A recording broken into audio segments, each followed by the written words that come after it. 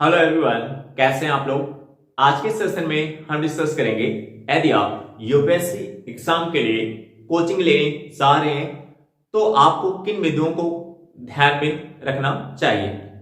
यदि आप इस वीडियो को पूरा देखेंगे तो इससे आपको ये फायदा मिलेगा, इससे आपके समय की बचत होगी, आपके टाइम की बचत होगी, क्योंकि यूपीएससी एग्जाम की तैयारी में जो समय होता है वो बहुत ही इंपॉर्टेंट होता है।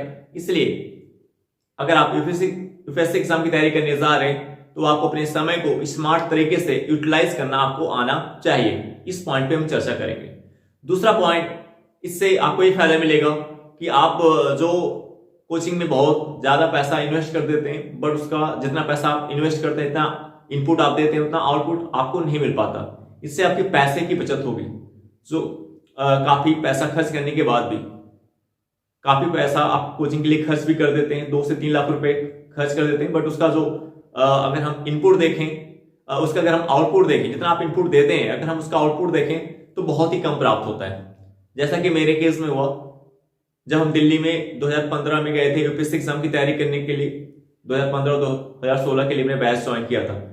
तो अगर हम देखें तो 1 साल का जो मेरा खर्चा आया था लगभग 3 से 4 लाख रुपए के बीच में खर्चा हुआ था। बट अगर हम उसके जितना हमने इनपुट दिया, जितना हमने इन्वेस्ट किया, अगर हम उसका आउटपुट देखें तो बहुत ही कम प्राप्त हुआ, ना के बराबर आउटपुट था। 10% 15% आप कह सकते हैं।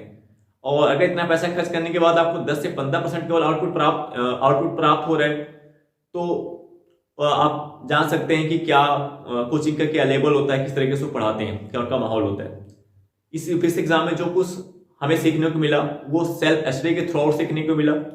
काफी मेहनत करने के बाद इस एग्जाम की डेप्थ को जानने का मौका मिला। इस एग्जाम की गहराई को जो मैं जान पाया अपनी तैयारी के दौरान, वो काफी मेहनत के थ्रू आउट और जो सेल्फ स्टडी करने के थ्रू आउट ही हम सीख पाए। कोचिंग का जो रोल रहा वो बहुत ही कम रहा, 10 से 12% कह सकते हो। अगर इतना पैसा खर्च करने के बाद आपको 10 से 12% केवल सीखने को मिल रहा है तो इससे अच्छा आपको यूपीएससी एग्जाम की तैयारी अगर आप करने जा रहे हैं तो आपको खुद से सीखने का प्रयास करना चाहिए, सेल्फ स्टडी करने पे फोकस होना चाहिए। क्योंकि आपको पता है कि आप कितनी भी महंगी कोचिंग ज्वाइन कर लो, अंतोगत तो आपको एक कोचिंग, देखिए जब तक आप कोचिंग ज्वाइन नहीं किए रहते, जैसे मेरे केस में था कि जब तक कोचिंग ज्वाइन नहीं किया था तब तक ऐसा लग रहा था कि जैसे मैं कोचिंग को ज्वाइन कर लूंगा, कोचिंग वाले बहुत अच्छे से पढ़ा देंगे क्लास नोट्स, उसको मैं क्योंकि जो मैं 8 से 10 घंटे में बैठ के पढ़ने की मेरी आदत है, तो वो मुझे पता था कि कोचिंग में जो नोट्स प्रोवाइड करेंगे, क्लास नोट्स जो नोट्स बनवाएंगे उसको मैं पूरा याद कर डालूंगा, रट डालूंगा और इससे यूपीएससी एग्जाम क्लियर कर लेंगे, ये सोच थी। बट अगर लेकिन जब आप कोचिंग ज्वाइन कर लेते हैं, जब 1 साल वहां पे आप पूरा देते हैं तो आपको उस कोचिंग की क्या रियलिटी होती है आप सीख पाते हो, जान पाते हो। लेकिन जब तक आप कोचिंग नहीं करते तब तक आपको कुछ पता नहीं रहता। इसी कारण से आप कोचिंग की ट्रैप में फंस जाते हैं, उसकी रियलिटी को आप नहीं जान पाते। तो इसलिए नए यूपीएससी एस्पिरेंट्स के लिए जानना बहुत ही आवश्यक हो जाता है, बहुत ही आवश्यक हो जाता है। क्योंकि 90% यूपीएससी एस्पिरेंट्स जो यही गलती करते हैं, कोचिंग ज्वाइन कर लेते हैं और उस कोचिंग के बारे में कुछ नहीं पता है, काफी ज्यादा समय अपना वहां पे बेकार कर देते हैं, इन्वेस्ट कर देते हैं, बट उसका कोई फायदा नहीं होता। अंततः फिर उनको खुद से मेहनत करने की जरूरत पड़ती है।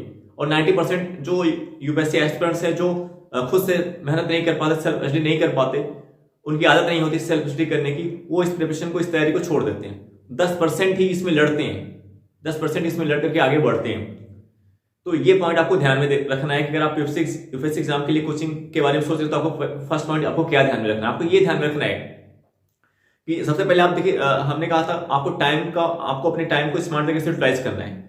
तो टाइम को स्मार्ट तरीके से यूटिलाइज करने का मतलब क्या हुआ कि अगर आप कोचिंग ज्वाइन कर दे तो आज बहुत से ऐसे कोचिंग है जो कहेंगे आपको 18 महीने में कोर्स खत्म हो जाएगा, 16 महीने 15 महीने में। बट अगर आप कोचिंग ज्वाइन कर लेते हैं तो उसमें लगभग 2 साल लग जाता है। तो 2 साल आपका समय तो कोचिंग में चला जाता है। और 2 साल कोचिंग करने के बाद भी आपसे प्रीवियस ईयर क्वेश्चन पेपर भी नहीं बनते, प्री के नहीं बनते, मेंस के भी नहीं बनते। तो क्योंकि आज के समय का जो प्रेजेंट टाइम का जो यूपीएससी एग्जाम का लेवल है, प्रीलिम्स के पेपर को देखिए, मेंस के पेपर को देखिए, तो आप देखेंगे वो जो लेवल है, वो लेवल एक पॉइंट ही कहता है कि आपको जो तैयारी करनी है वो ओरिजिनल सोर्स से करनी है। ओरिजिनल सोर्स मतलब आपको एनसीईआरटी से करनी है और स्टैंडर्ड बुक से करनी है, क्लास नोट्स और प्रिंटेड नोट्स से आपको दूर रहना है। ये प्रेजेंट टाइम की एग्जाम की डिमांड है। लेकिन हम क्या गलती करते हैं, जब हम 2 साल कोचिंग में इन्वेस्ट कर देते हैं तो उसकी प्रिंटेड नोट्स, उसकी क्लास नोट्स पे डिपेंड रहते हैं। तो इससे क्या होता है कि हमसे ना तो प्रीलिम्स के क्वेश्चन अच्छे से बन पाते, ना तो मेंस के क्वेश्चन बन पाते, क्योंकि आपको किसी टॉपिक पे अच्छी बेहतर समझ नहीं रहती है। तो आपको ऐसा रियलाइज होता है कि अब तो खुद से ही मेहनत करनी है, खुद से सेल्फ स्टडी करना है। तो यानी 2 साल कोचिंग में देने के बाद फिर आपको फिर से लगता है कि एक सिरे से फिर से तैयारी शुरू करनी है, क्योंकि उसका कोई फायदा बहुत ज्यादा नहीं मिल पाता। 10 से 12% ही आपको आउटपुट मिलते हैं। तो वो तो अगर आप मेहनत करने वाले, सेल्फ स्टडी करने वाले हैं, तो खुद से ही कर सकते हैं। और प्रेजेंट टाइम में अगर आप देखें यूट्यूब के थ्रू आप कोई भी टॉपिक जैसे एनसीईआरटी एक्सटर्नल बुक आप पढ़ रहे हैं, अगर किसी भी टॉपिक में आपको कॉन्सेप्ट में दिक्कत आ रही है, कॉन्सेप्ट क्लियर करने में प्रॉब्लम आ रही है, तो आप यूट्यूब पर उस टॉपिक को डाल दें, उससे रिलेटेड कई वीडियो आ जाएंगे।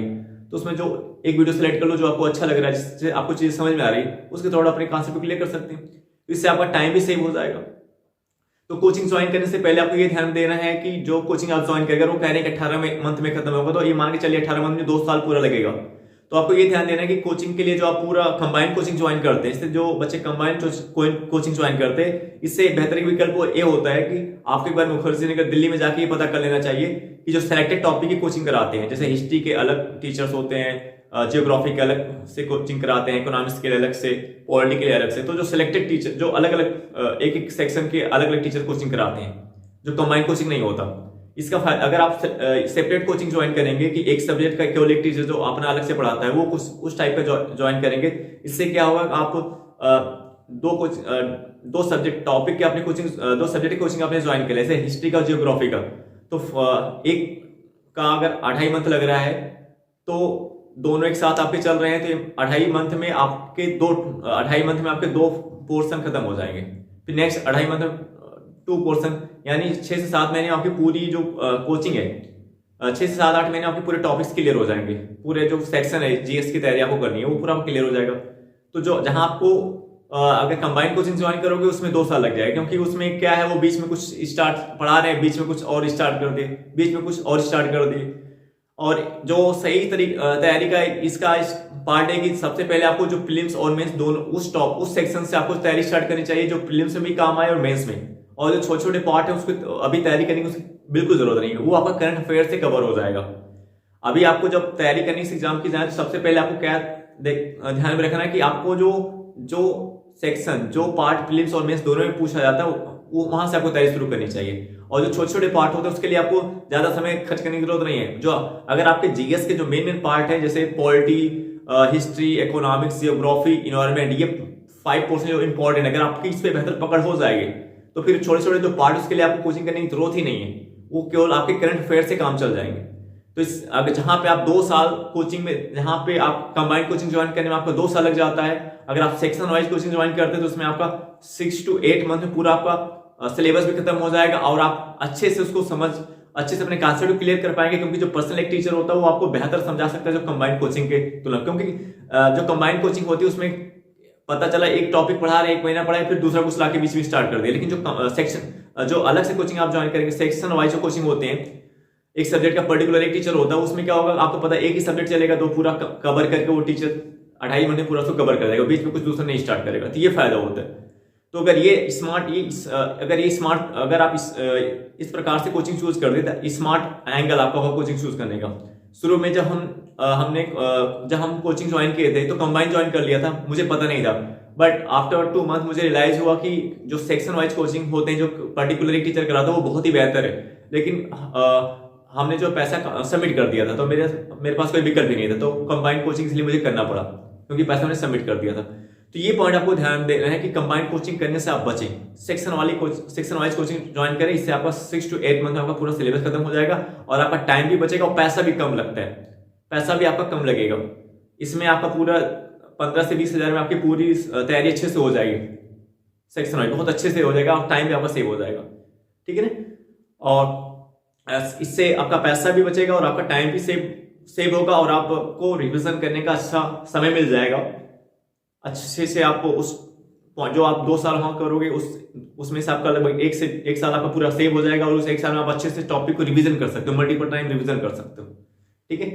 तो ये पॉइंट आपको ध्यान में देना है अगर आप यूपीएससी एग्जाम की तैयारी करने जा रहे हैं। दूसरा पॉइंट आपको ये ध्यान में देना है कि जो कोचिंग अगर आप सेक्शन वाइज या कोचिंग ज्वाइन कर रहे हैं, तो आपको ये ध्यान देना है कि आप एक टाइम में एक टीचर जो है, अगर आप सेक्शन जियोग्राफी का ज्वाइन कर लिया और पॉलिटी का सेक्शन वाइज 2 कोचिंग आपने ज्वाइन कर ली, तो एटलीस्ट एक में 3 घंटे क्लास होनी, एक में 3 घंटे क्लास होनी, यानी 6 घंटे आपके कोचिंग में जाने वाले।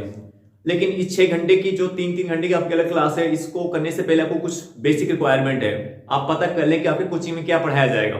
तो जो टॉपिक आपके कोचिंग में पढ़ाया जाएगा उसको आप अपने पास उस टॉपिक का आप एनसीईआरटी जो स्टैंडर्ड बुक आपने रखा है उसकी एनसीईआरटी और स्टैंडर्ड बुक के थ्रू आउट उस टॉपिक को घर से 1 से 1.5 घंटे 2 घंटे के समय दे घर से उसको अच्छे से तैयार करके जाए।